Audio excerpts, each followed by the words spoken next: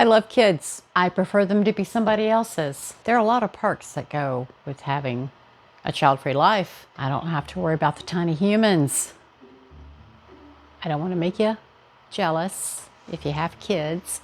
But for me and all the others that find themselves, whether by choice or by circumstance, without children, I'm going to let you in on a couple of secrets. One of the benefits, not necessarily the most important, but it's a starter, is snacks. You get to pick them. You get to decide what comes into the house, and when you go for it, it's still there unless you personally finished it off. Same thing with books and backpacks and anything that comes in from a day on the commute, etc. If it's in the middle of the floor, it's because you put it there, not because somebody left a Tonka truck or a Lego and you've stepped on it. Big one, silence. You come in from a busy day, maybe a trying commute to get back home. You walk in, and without kids, there's nothing.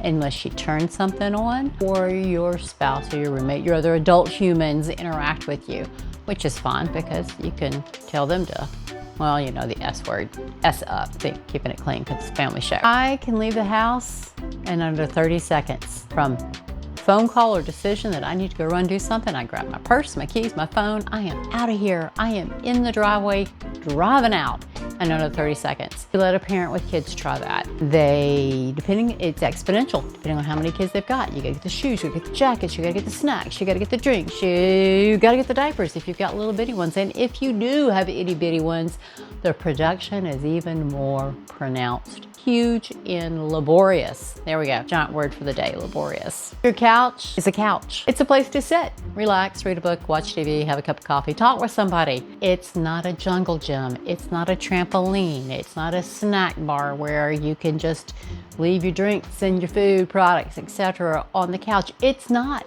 a Kleenex for when somebody sneezes and they don't have anything close at hand. It's couch. You can sleep like a human. You can have your favorite position and not wake up with something jabbing you in the back or a foot up your nose, and the bed stays dry all night long. They tell me eventually it may not as we age, but that's still years away. But if you've got little ones, you've rolled over into that cold, wet spot before. So let's be clear. I love kids as long as they're somebody else's. If you don't have tiny humans around, and you experience other perks for you personally, leave them in the comments. I would love to know, and let's giggle together, because some of the perks to the decisions that we've made, again, whether they're our own or they were pressed upon us, they're immeasurable and they're underrated. So put them down there, share with everybody.